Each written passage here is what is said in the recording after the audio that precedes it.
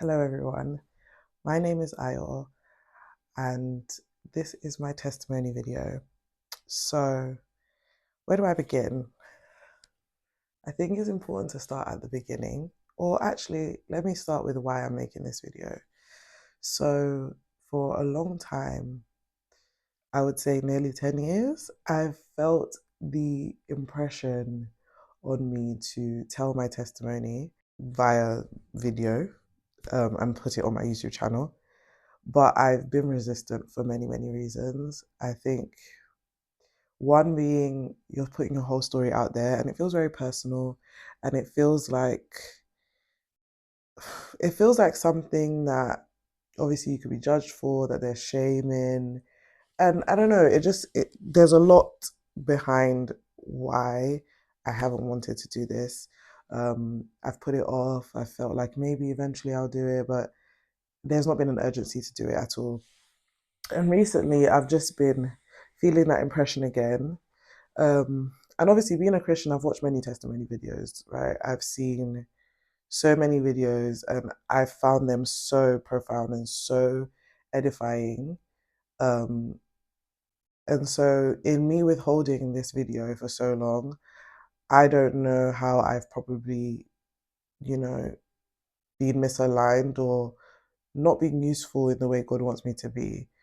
Somebody might have needed to hear this story all those years ago when I felt this impression, and I've, I don't know, I've delayed that, or I've obviously I know God can use anybody, and if you say no, He'll use somebody else. But today I wanted to rectify my delayed obedience or my disobedience, and I wanted to share my testimony, and I just pray that it blesses whoever watches this. Um, and yeah, the voice of shame has no space here. So we're just going to start from the very beginning. I grew up in a very Christian community. I grew up in a Christian home. Both my parents were in ministry. From a kid, my dad was an usher and eventually a minister and now an associate pastor. And my mum has always been in the choir. So I grew up in church. I'm literally a church baby, was in church all day, every day. Um, literally church. I went to a church that started at like 9:30 and we weren't getting home till like 10 p.m. Like serious. I grew up in like the Pentecostal apostolic denomination. And so I've been aware of Christ all my life. I've known that he exists. I think his existence was never really the question for me. You know, when people talk about their testimony, some people, it's that they didn't believe in God. For me, it wasn't that. I just think I was in the space, but I didn't really relate to the message at all. I would say a lot of my childhood was hearing the message of Christ and not really taking it in. As a kid, I experienced something that no kid should experience. Um, Somebody older than me, quite older than me, an older woman, was inappropriate towards me as a child. And for a long time, if you know me personally, you'll probably have heard that my memory is not very good. And I think my memory of my childhood is a bit foggy because a lot of things happened in my childhood, good, bad, whatever. But you know how your body kind of protects you, so it kind of suppresses any bad thing you've experienced and kind of like relegates it to a part of the deep depths of your mind. So you almost forget that it happened, or you know it happened, but you can't really explain it, and then you don't also realize that it's also the reason why you don't remember a lot of other things. So I think years later, the memory of it came back in very full force to the point that it was like memorable, like to my senses, like visual to my senses, and God was able to help me to see how what happened to me as a child led to what happened like of my life growing up. As a child, I didn't actually realize what was happening. I didn't realize that what was happening wasn't a good thing. I just thought, I don't know, as a kid, you don't really have the language for what happened. So you just kind of just, you carry on with life. But I think now as an adult with revelation and understanding, I realized that what happened to me made me very secretive. I've had to change locations because the camera got too hot. But essentially, what I was saying was, as a kid, you don't really have the language for what took place. And so, because you don't have the language, you're not able to process in real time what's happened to you. But in retrospect now, I've been able to see the negative impact because then it also feeds into the rest of my testimony. So essentially, I think from that, I became quite a secretive kid. Um, I, I don't know, I was a very good liar. Like, you know, when they say lie of omission, and like just being sneaky, I would say that was me. Um, that was like from things like, okay, you get in trouble at school and you get a letter sent home. My parents wouldn't see the letter. That letter was going in the bin. Things like that. They're just all going out after school. Nobody really know where you are because your parents are working and you never tell them, and you're just living a life. You know, you're just a law unto yourself. So there was that aspect. But another thing that it led to, which manifested a bit later, I would say, or maybe not long after, was inappropriate relationships with both boys and girls. I remember it being a very weird part of my life that was very much a secret, um, and feeling so much shame about it, and yet still doing it. And to this day, I am incredibly, I don't know, it grieves me to think that that took place. It's interesting as well because God was so gracious to me in that when all of that was happening, the confusion that could have tried to creep in and try to define my identity by those things didn't. And God was very gracious to me in me knowing that this was wrong. And it was more of like an expression of pain and woundedness. And it also created like a prudish sense in me that I didn't want anybody to do anything to me or touch me. So it was I had a very fraught inward pain.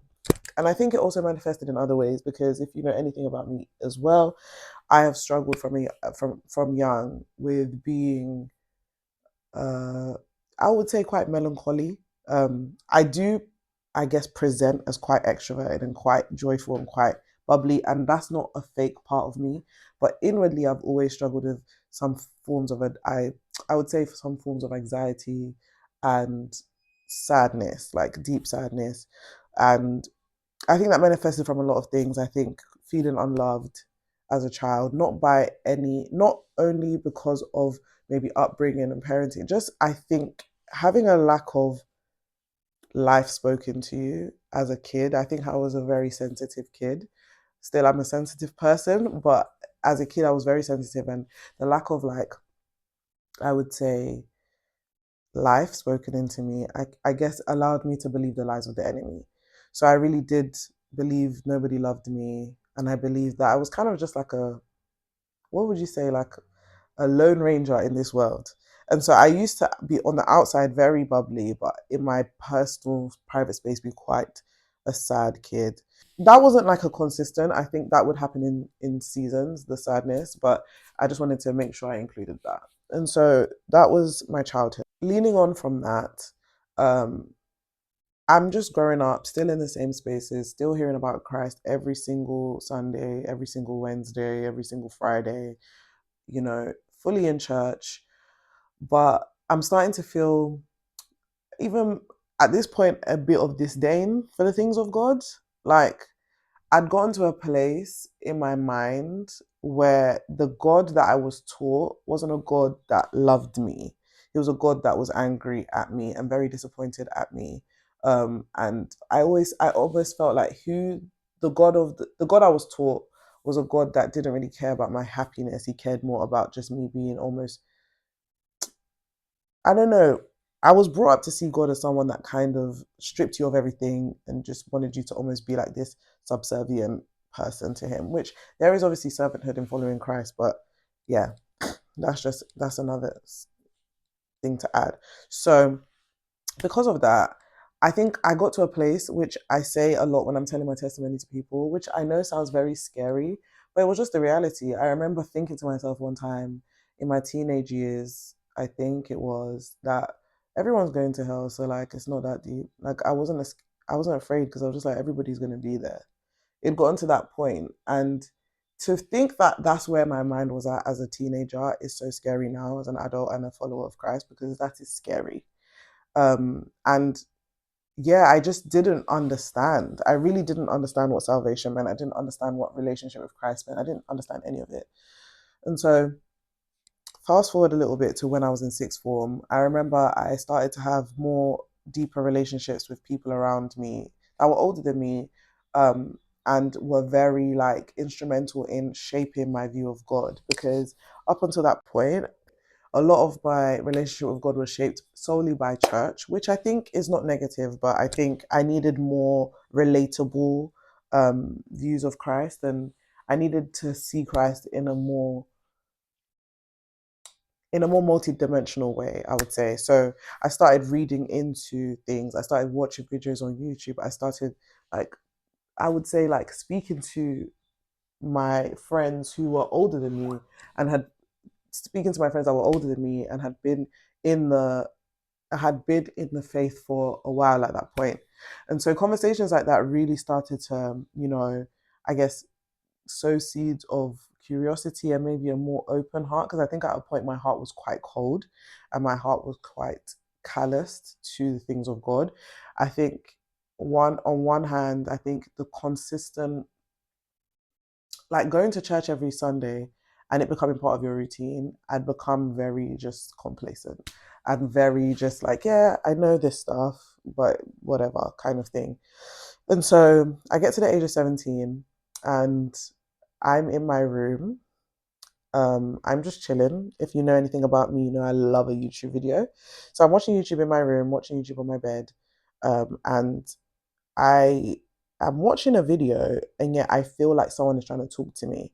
Now, I don't mean this as if it was an audible voice. I always try to clarify that because I know that can be quite confusing for some people. Like it wasn't an audible voice or anything, but it was like a deep inward knowing that somebody was trying to get my attention. And because I was so confused by what was happening, I just decided to put the volume of the video up because I was like, what's going on here? Like, who's trying to talk to me? And where, like, I didn't even know, to be honest, at that point. I was just so confused because I'd never experienced that before. And so that's happening. And then I turn the volume of the video up, and the impression is just getting more and more intense.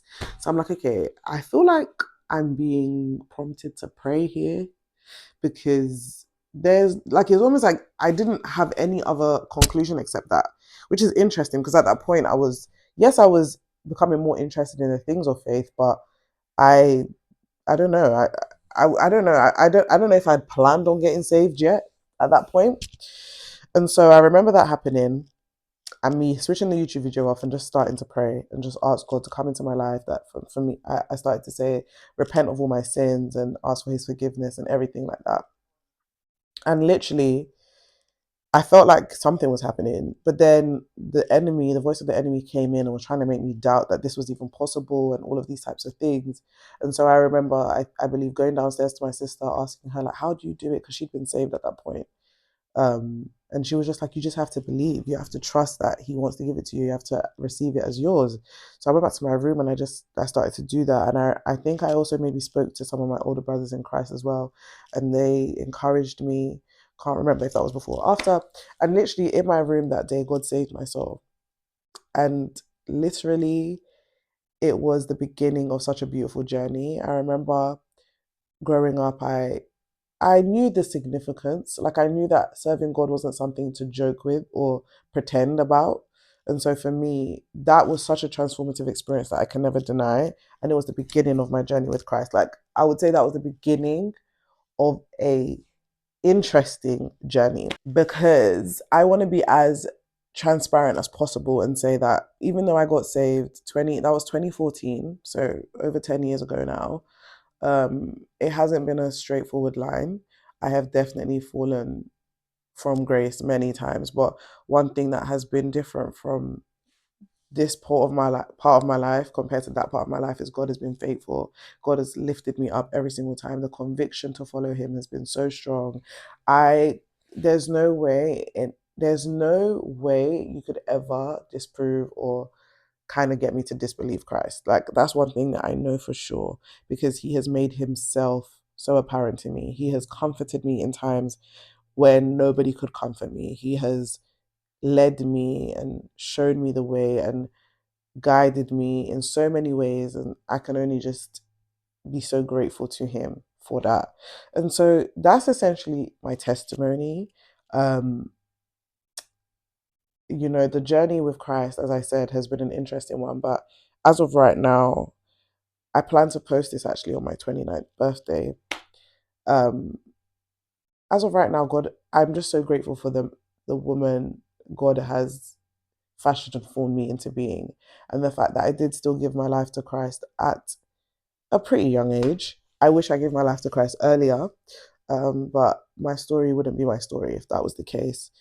And I guess this is just a video to encourage anybody who feels unseen, feels like they're battling things in private, been exposed to things that they shouldn't have been exposed to, and they feel like it's going to dictate the rest of their life. Like this is just an opportunity for you to know that God sees you, and He can and will meet you exactly where you are, because that's the best part of my testimony for me, the fact that God came to me and visited me in my room.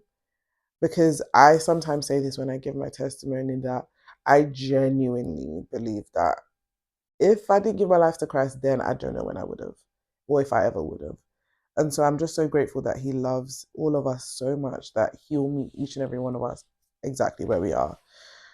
And I just want to encourage you that if you are, you know, I guess deliberating between making a choice for Christ or not, that you would, because He's the best decision I've ever made. He's the only thing that's given me peace. He's the only one that's given me identity and true just comfort. Because this world is rough, okay? This world is crazy. And if you know anything about the story of Christ and why He came so that you might be complete in Him, not in anybody else, not in any position, not in any title, not in any job role. He came so that you might have full completion in Him. And so I encourage you to give Him a try. And yeah, I hope this blesses you. Thank you for watching.